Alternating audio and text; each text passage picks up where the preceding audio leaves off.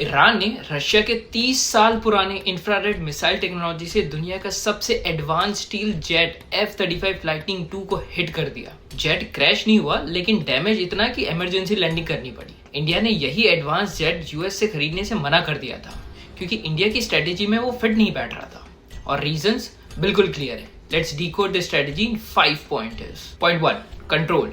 US कभी भी F-35 का कोर टेक शेयर नहीं करता। मतलब इंडिया F-35 खरीदने के बाद भी यूएस पर डिपेंडेंट रहता। उनके updates, maintenance, data US server से लिंक्ड है। अगर यूएस और इंडिया के रिलेशन खराब हुए तो सिस्टम रिस्क में आ सकता था। कंपेयर करो राफेल से, जहां इंडिया को ज्यादा फ्लेक्सिबिलिटी मिलती है, अपने वेपन्स इंटीग्रेट कर सकता है, सिस्टम कस्टमाइज कर सकता है। दैट मीन्स कंट्रोल अपने ही हाथ में। F-35 लेने का मतलब था लाइफ टाइम यूएस पे डिपेंडेंसी। इंडिया के लिए ये एक्सेप्टेबल नहीं था। Point number 2, Russian factor. India already use करता है S-400 मिसाइल सिस्टम, और यूएस लॉ CAA-TSA कंट्रीज को रेस्ट्रिक्ट करता है एडवांस टेक लेने से, जो कंट्रीज रशिया के साथ डिफेंस डील्स करती हैं। 2019 में टर्की को F-35 प्रोग्राम से निकाल दिया गया, और reason Turkey purchase S-400 missile system from Russia. Point number 3, cost reality. F-35 cheap नहीं है, बिल्कुल भी नहीं है। एक F-35 लाइटनिंग की प्राइस है $100 मिलियन और life time cost which includes maintenance, updates and everything 300 million पर जेट। मतलब सिर्फ खरीदना नहीं, चलाना और मेंटेन करना भी महंगा है।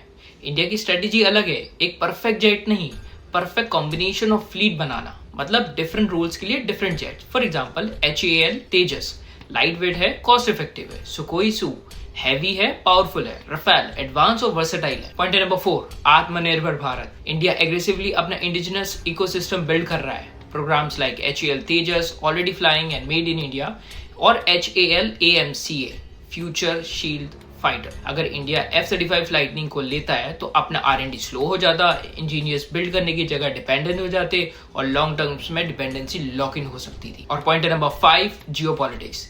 इंडिया का मॉडल सिंपल है, अलाइनमेंट नहीं, multi alignment. United states, Russia और यूरोप को एक साथ मैनेज करना, बैलेंस नॉट डिपेंडेंसी। अगर इंडिया F-35 लेता तो सॉवरेनिटी कंप्रोमाइज हो सकती थी, एक्सटर्नल डिपेंडेंसी क्रिएट होती, रशिया के साथ कॉन्फ्लिक्ट रिस्क बढ़ता, कॉस्ट लॉन्ग टर्म अनसस्टेनेबल होता, और इंडिजिनस डिफेंस इकोसिस्टम स्लो हो जाता। तो बात सिंपल है, इंडिया को सिर्फ एक एडवांस जेट नहीं चाहिए, इंडिया को चाहिए था कंट्रोल, फ्रीडम और अपनी पावर खुद बिल्ड करने की कैपेबिलिटी। पावर खरीदी नहीं जाती, बिल्ड की जाती है। Thank you for